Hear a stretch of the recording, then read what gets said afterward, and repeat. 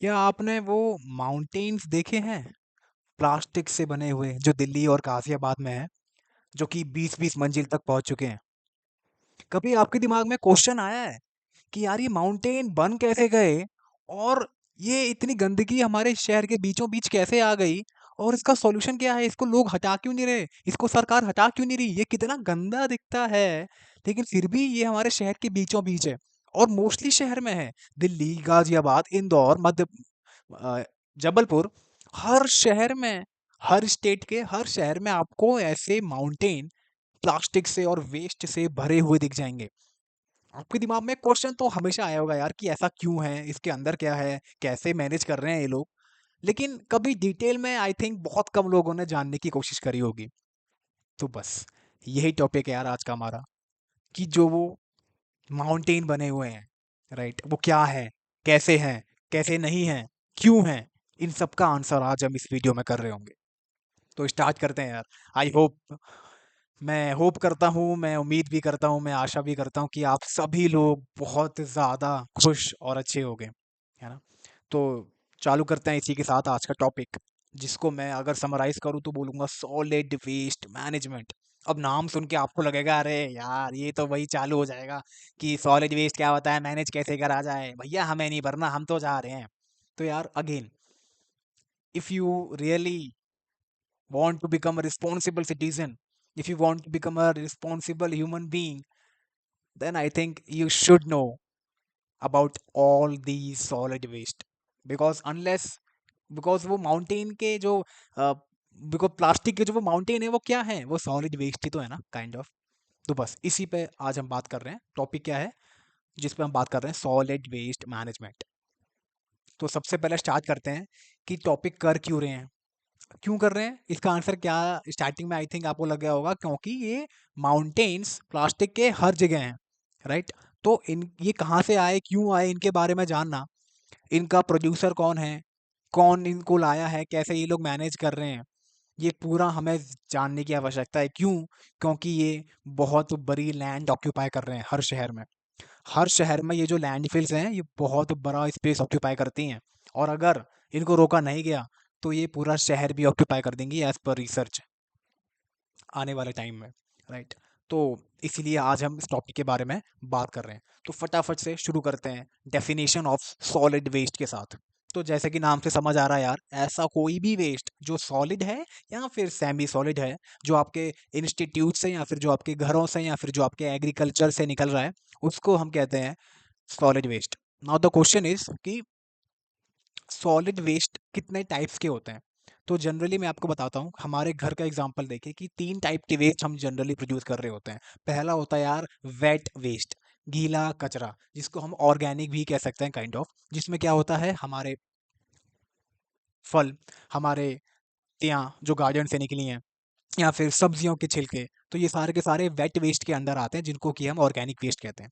Second और category of waste में हमारे पास आता है जो कि रिसाइकलेबल हो सकते हैं, जो कि रिसाइकल किए जा सकते हैं, जैसे कि प्लास्टिक या फिर पेपर। थर्ड वेस्ट में आता है यार जो कि ना ही रिसाइकलेबल है, ना ही ऑर्गेनिक है, लेकिन वेस्ट है। फॉर एग्जाम्पल आपका इलेक्ट्रॉनिक वेस्ट हो गया। इलेक्ट्रॉनिक वेस्ट हालांकि हालांकि रिसाइकलेबल है, बट उस पे आजकल इतना चर्चा नहीं कर रहे हैं अपन, तो अभी के लिए इसको स्किप करते हैं। तीसरा वेस्ट ऐसा वेस्ट जो कि बिल्कुल ही मतलब खत्म है, हम उसको यूज ही नहीं कर सकते, चांस ही नहीं है वो दोबारा यूज हो जाए, बिल्कुल एकदम खत्म है वो चीज़।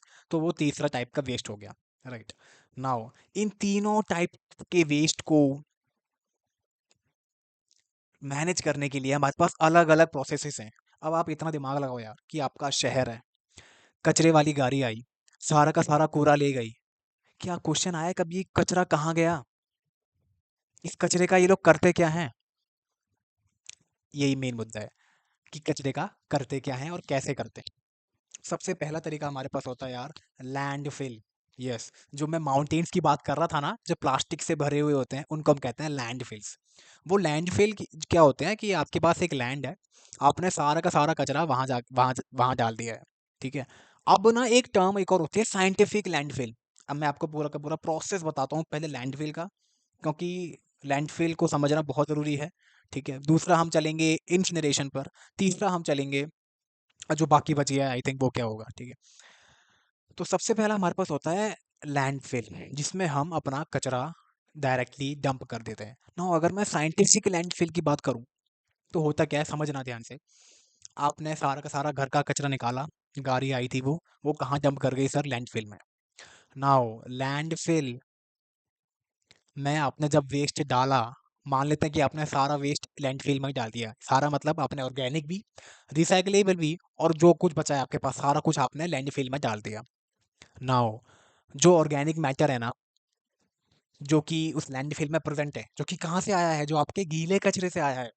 गीले कचरे को हम ऑर्गेनिक वेस्ट कहते हैं। ऑर्गेनिक वेस्ट आपका लैंडफिल में है, क्योंकि आपने सारा का सारा कचरा लैंडफिल में डाला है। एंड उस गीले कचरे का डिकम्पोजिशन होता है। स्टार्टिंग में डिकम्पोजिशन एरोबिक होता है, क्योंकि ऊपर की लेयर्स में ऑक्सीजन अवेलेबल हो जाता है, बट धीरे धीरे ऑक्सीजन खत्म होता है and the digestion becomes anaerobic. और as soon as digestion converts to anaerobic ना, मीथेन गैस प्रोड्यूस होती है। और आई थिंक आपको पता होगा कि methane gas is 25 times more harmful than carbon dioxide in terms of green house effect. ठीक है। तो जो आपने ऑर्गेनिक वेस्ट यानी कि गीला कचरा, यानी कि फल, सब्जियां, एग्रीकल्चरल वेस्ट, जो कि गीला है, जो कि आपने भेजा था, वो लैंडफिल में गया। लैंडफिल में उसका डिकम्पोजिशन हुआ, डिकम्पोजिशन एनारोबिक हुआ, मीथेन निकली, and methane is 25 times more harmful. इतना क्लियर होगा आपको? क्लियर। नाउ नेक्स्ट इज, जो हम, तो पहला चीज आपने क्या करा, सारा का सारा कचरा लेके भैया मैंने कहाँ डाल दिया? लैंडफिल में डाल दिया। दूसरा ऑप्शन क्या है हमारे पास? Incineration plant. ये एक ऐसे प्लांट हैं जो कि आप कचरा डालो, वो सिंपली आपको उसको जला देंगे। उसको हम कहते हैं इस प्रोसेस को इंसिनरेशन। बट ये कंट्रोल्ड टेम्परेचर में, कंट्रोल्ड एनवायरनमेंट में किया जाता है ना। अब इससे होता क्या है कि आपने जब सारा का सारा कचरा जला दिया, भले ही वो कंट्रोल्ड टेम्परेचर में हो, कंट्रोल्ड एनवायरनमेंट में हो, आपने टॉक्सिक गैसेस रिलीज कर दी। और स्पेशली डेवलपिंग कंट्रीज में वो जो टॉक्सिक गैसेस रिलीज होती हैं, उनको फिल्टर आउट हम करते ही नहीं है, डायरेक्टली रिलीज कर देते हैं एनवायरनमेंट में। पहली चीज तो ये। दूसरी चीज, क्योंकि बर्निंग है तो कार्बन डाइऑक्साइड निकल रहा है यार, और कार्बन डाइऑक्साइड क्या है आपको पता है? ग्रीन हाउस गैस है, तो वो भी डायरेक्टली बहुत ज्यादा मात्रा में एनवायरनमेंट में रिलीज हो जाती है। लैंडफिल से फायदा ये था कि आपने सारा का सारा कचरा एक जगह ला के रख दिया। इंसिनरेशन से फायदा ये है कि जब आपने जलाया ना, तो वहां से एनर्जी भी प्रोड्यूस होती है। उस एनर्जी को आप यूज कर सकते हैं फॉर इलेक्ट्रिसिटी प्रोडक्शन। पहला फायदा ये है इंसिनरेशन का। दूसरा फायदा इंसिनरेशन का ये है कि मान लेते हैं आपने एक्स अमाउंट वेस्ट डाला था उस प्लांट में, जिसमें आपने जलाया है, तो पूरा का पूरा जल के ना 90% वॉल्यूम में रिडक्शन आ जाता है। यानी कि आपने 100 किलो अगर कचरा डाला, बहुत ज़्यादा डालते हैं, मैं एक आपको एग्जांपल लेके बता रहा हूँ कि अगर आपने 100 किलो कचरा डाला उस इंसिनरेशन प्लांट में, तो सिर्फ 10 किलो ही आपका लास्ट में बचेगा।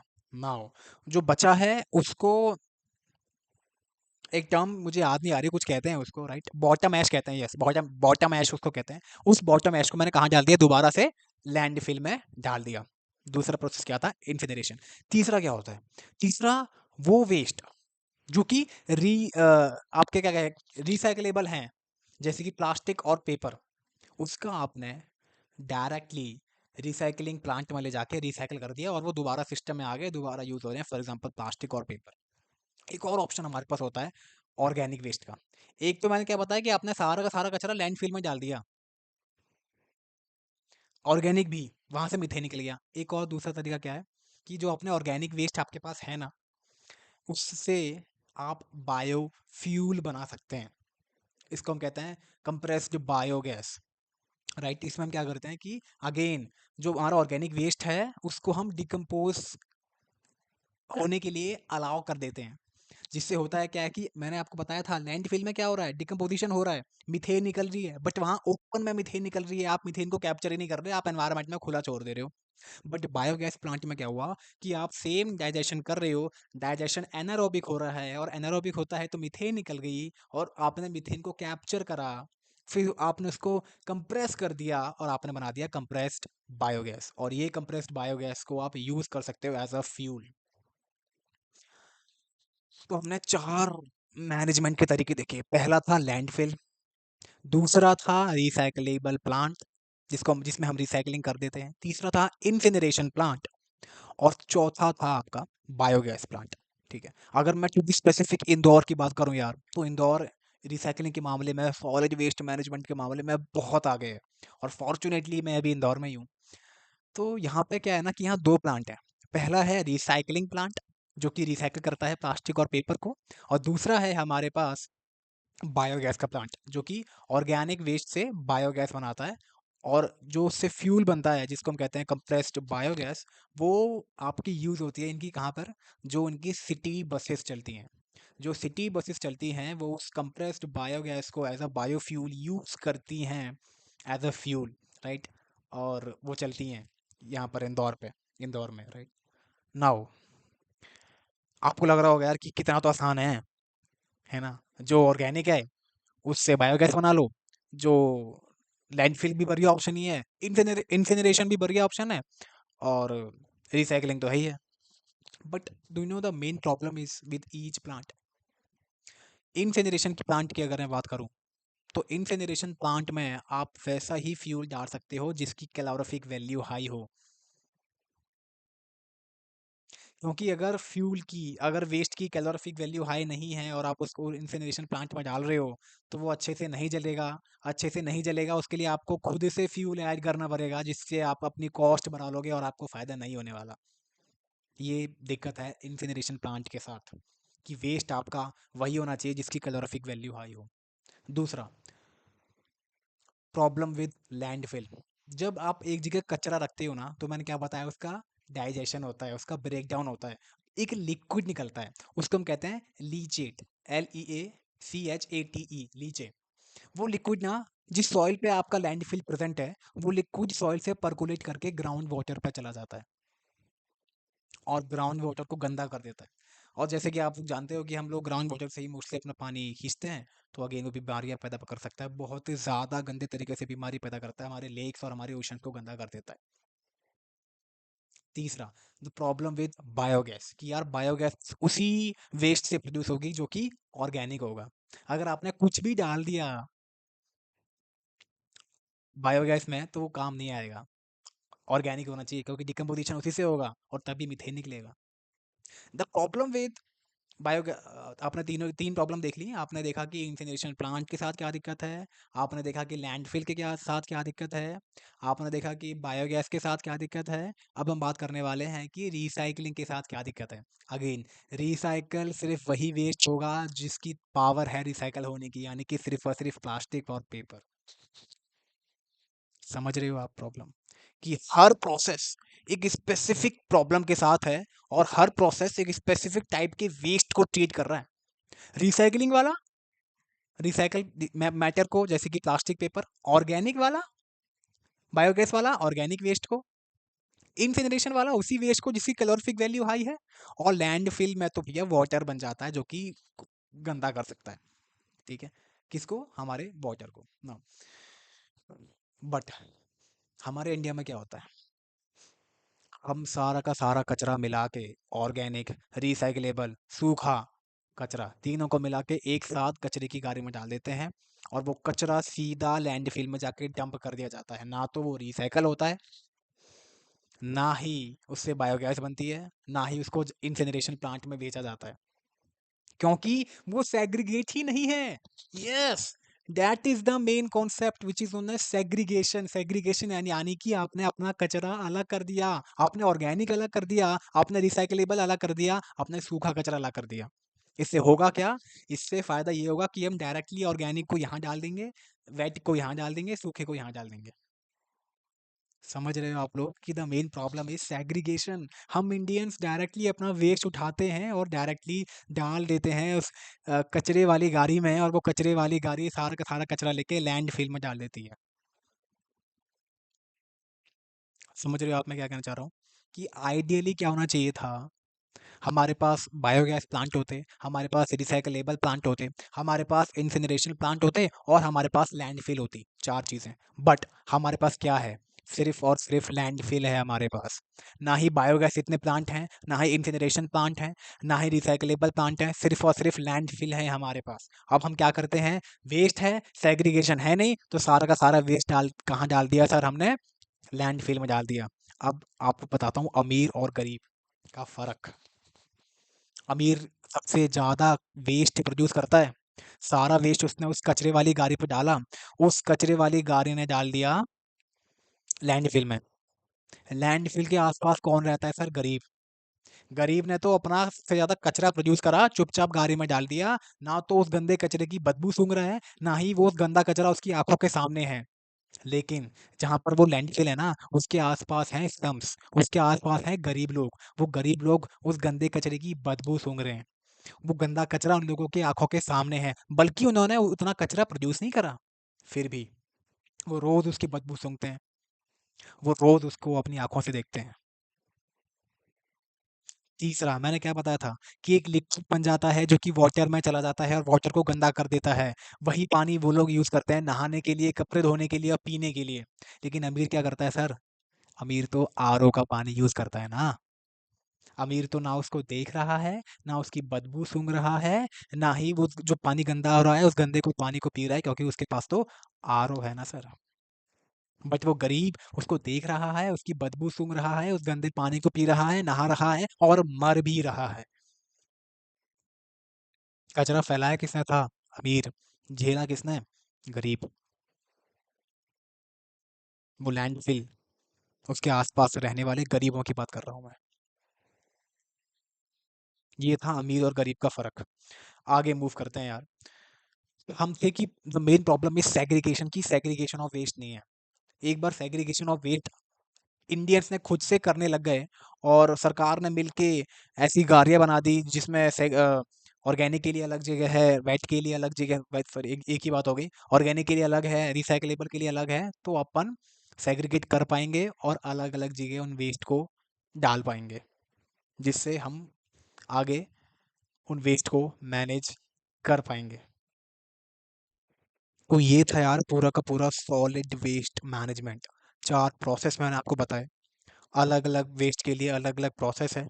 But the main point is इसका सेग्रीगेशन होना चाहिए प्रॉपरली। अगर सेग्रीगेशन नहीं है तो कोई भी फ़ायदा नहीं है। अब मैंने आपको लैंडफ़िल के बारे में बताया, एक और कॉन्सेप्ट आता है यार जिसको मैं कहता हूँ साइंटिफिक लैंडफ़िल।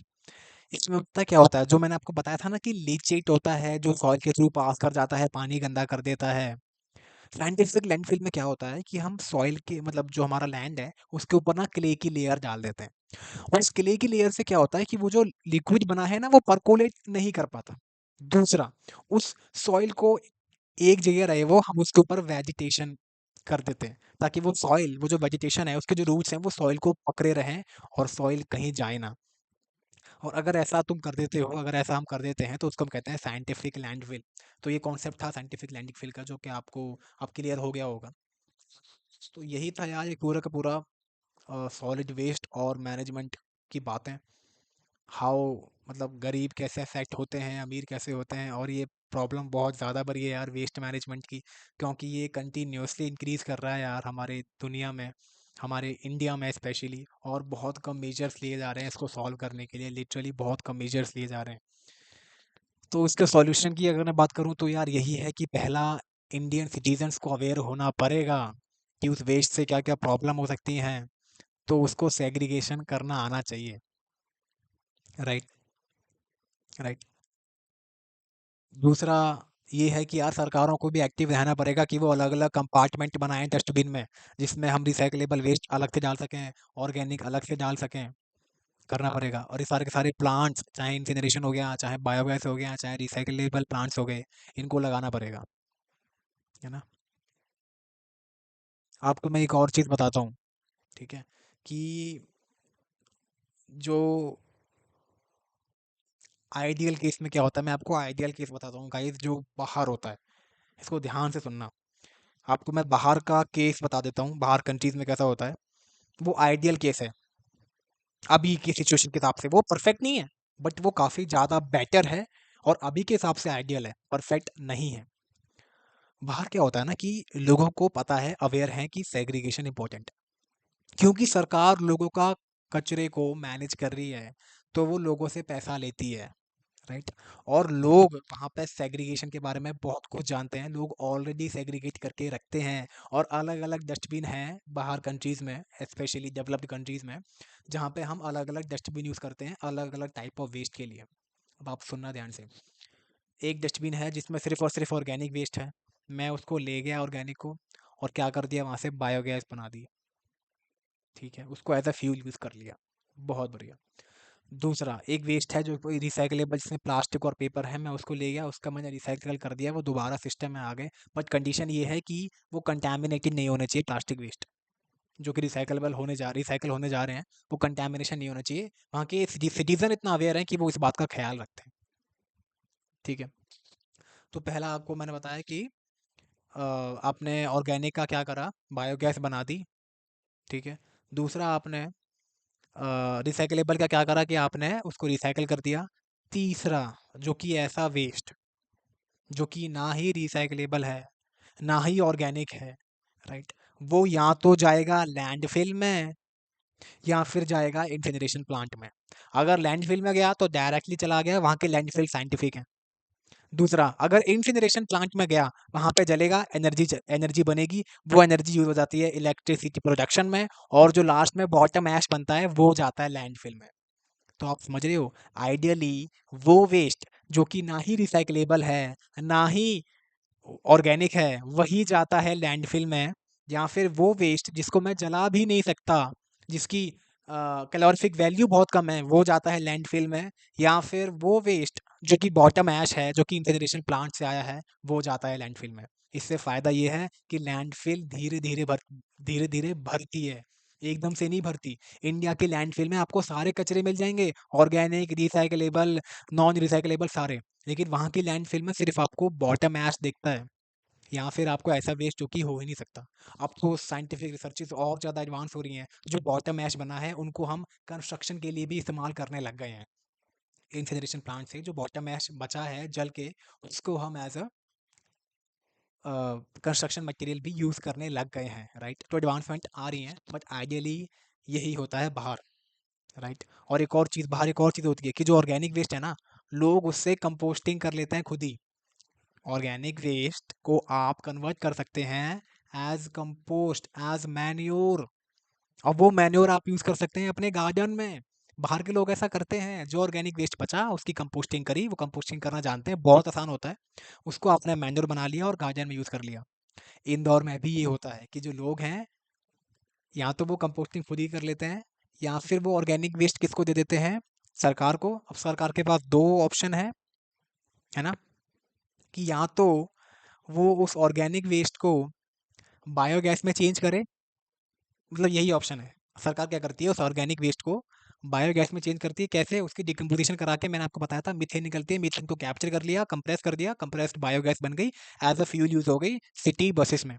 नाउ इसके बाद जो बचता है ना, डिकम्पोजिशन होने के बाद जो बचता है, वो होती है खाद, मैन्योर, जो कि ये लोग किसान को बेच देते हैं कम रेट पे या फिर मार्केट प्राइस पे। तो समझ रहे हो, ये इंदौर में होता है। तो यही था यार सब कुछ सॉलिड वेस्ट के बारे में, मैंने आपको सब कुछ बता दिया। अलग अलग टाइप के वेस्ट के लिए अलग अलग प्रोसेसेस हैं, सॉल्यूशंस बता दिए। आप बाहर कंट्रीज में क्या हो रहा है वो बता दिया, हर प्रोसेस में क्या हो रहा है डिटेल में वो बता दिया। तो आई थिंक यार आपको नॉलेज मिली होगी इस वीडियो से, काफ़ी ज़्यादा कुछ जानने को मिला होगा उन कचरों के पहाड़ के बारे में, राइट। तो बस यही है यार कि एज एन रिस्पॉन्सिबल सिटीज़न हमें अवेयर होना पड़ेगा अबाउट सेग्रीगेशन। हमें सरकार से डिमांड करनी पड़ेगी कि यार हम सेग्रीगेशन की तरफ फोकस हैं, हमें इस कचरों को मैनेज करने में हमारा सहयोग करें। लोगों को आवाज़ उठानी पड़ेगी, तभी सरकार हमारी सुनेगी, तभी हम ये हिंदू मुसलमान से ऊपर उठ के अपनी अर्थ के बारे में कुछ सोच पाएंगे यार, है ना। तो बस यही था यार। ऑल द वेरी बेस्ट, तैयारी करते रहे, अपने इंटरेस्ट का काम करते रहे। Thank you so much.